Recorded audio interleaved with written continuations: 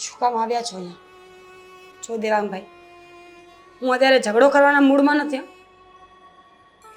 દેખાઈ રહ્યું છે કે અત્યારે કયા રંગમાં છો.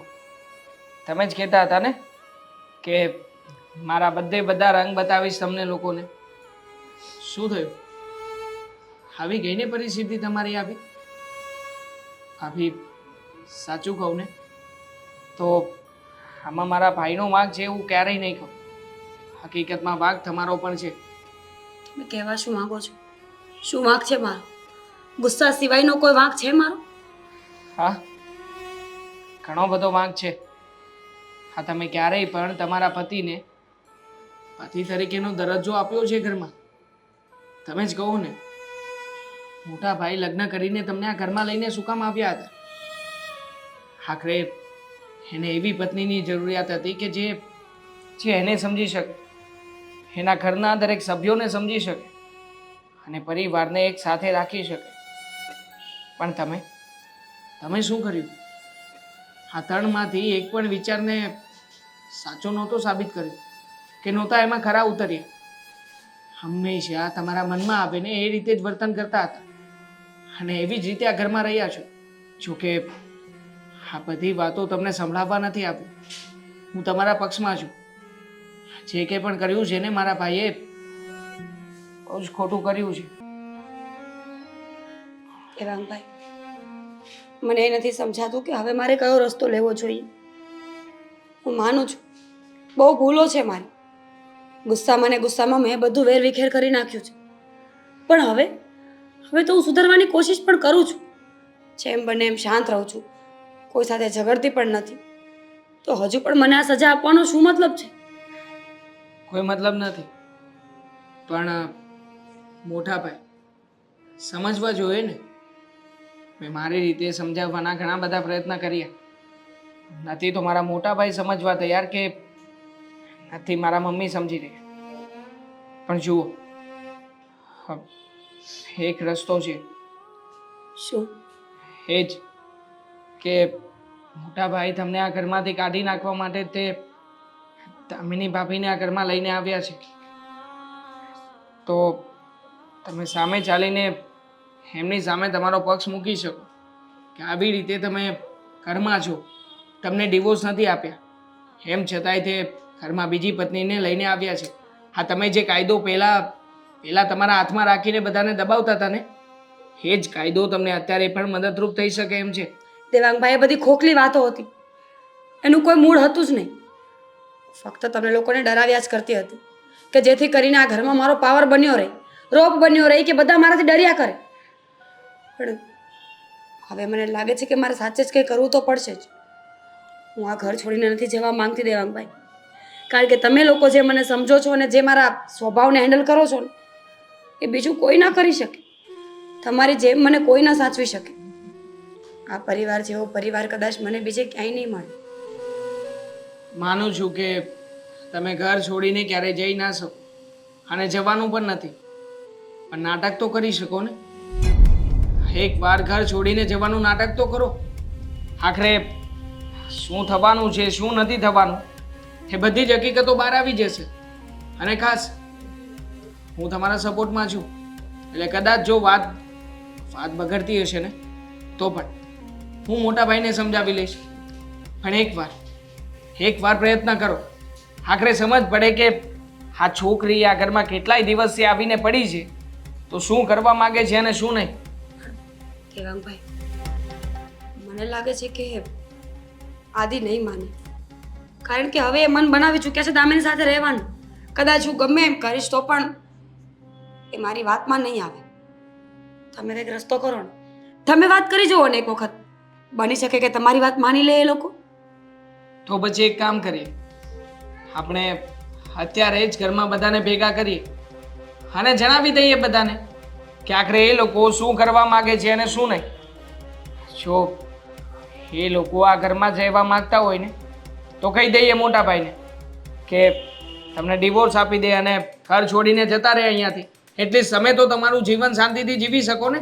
આવી રીતે મરીને ક્યાં સુધી જીવશો? અને એ પણ એ જ ઘરમાં, જે ઘરમાં પોતાનો પતિ કોઈ પારકી છોકરી સાથે રહેતો હોય. જો મારાથી આ તમારું દુઃખ નથી જોવાતું અને એટલા માટે જ કહી રહ્યો છું. આમાં બોલવું પડશે. બોલ્યા વગર કંઈ નહીં આવે હાથમાં.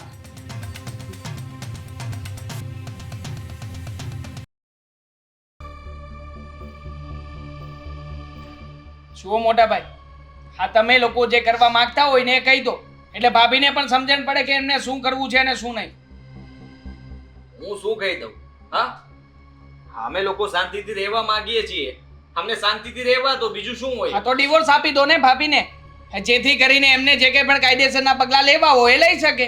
પણ તમારા ભાભી ક્યાં ડિવોર્સ લેવા માંગે છે?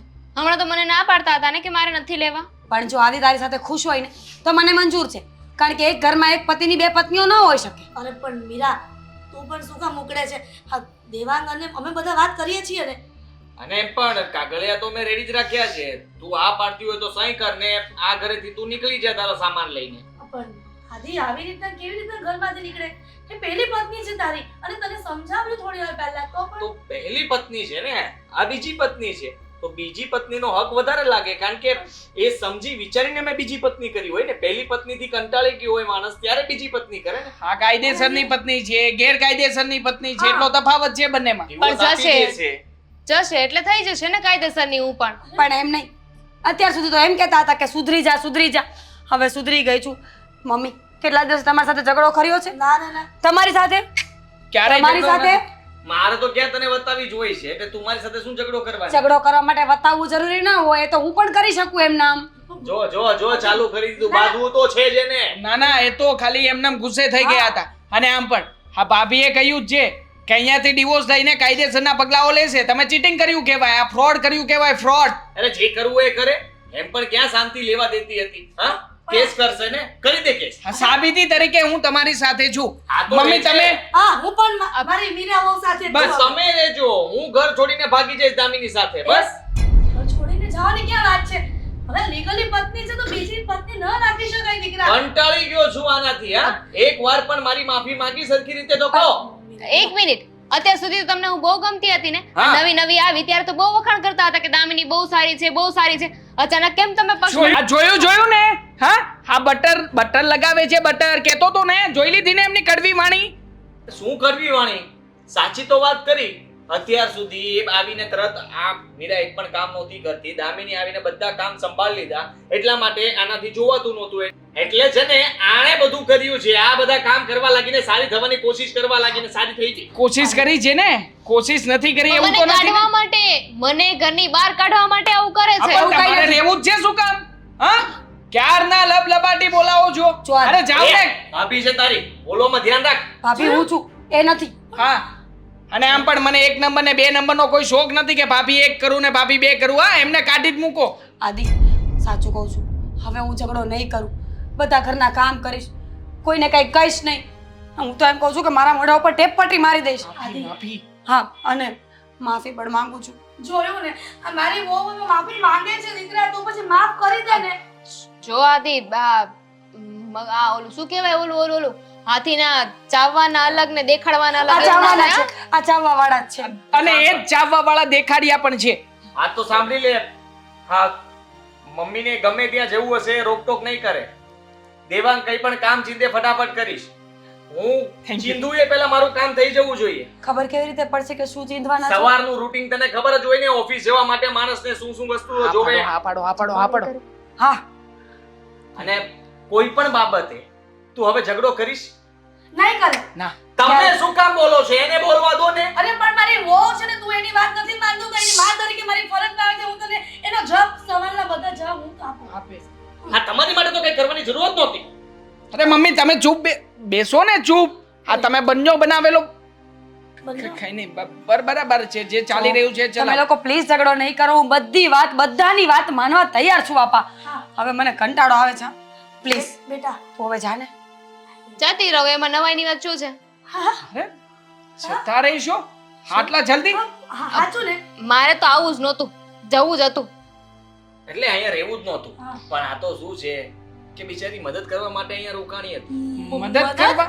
શેની મદદ? અને મીરા આપણી વાત તો માનતી જ નહોતી. હા, આપણે સમજાવવાની કોશિશ કરીને થાકી ગયા હતા પણ એને કઈ સમજણ તો પડતી નહોતી. બરાબર મારી પાસે કોઈ રસ્તો નહોતો.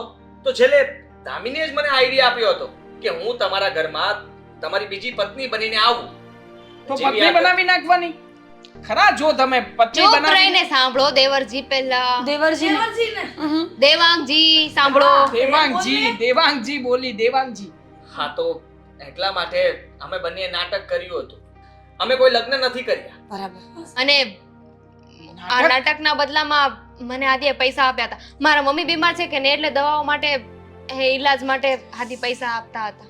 ખરા જો હા, મને કહ્યું હોત તો આમનામ દવાના ઈલાજ માટે પૈસા આપત. કેમ તો તમારે કઈ લાગે વળગે છે એની સાથે ચૂપ રહો તમે. પણ તું એક નંબરની બુદ્ધિ વગરની સ્ત્રી છે. કોઈના ઘરમાં કોઈ નકલી પત્ની બનીને કોઈ કેવી રીતે રહી શકે? ડિવોર્સના કાગળ લઈ આવ. ડિવોર્સના કાગળ લઈ આવ. ના ના ના આજ તો ફાઇનલ કરી નાખીએ. તું કેવી ડિવોર્સ આપ રીતે? ને આને રાખી જ લઉં. કેવી રીતે રહી શકે કોઈ કોઈના ઘરમાં? સુધારવા ખબર નથી પડતી ક્યારના કહીએ છીએ. અરે દામિની સુધરી ગઈ છે. મારી વહુ સુધરી ગઈ છે. હું લેવા જાઉં છું શું હું બેગ.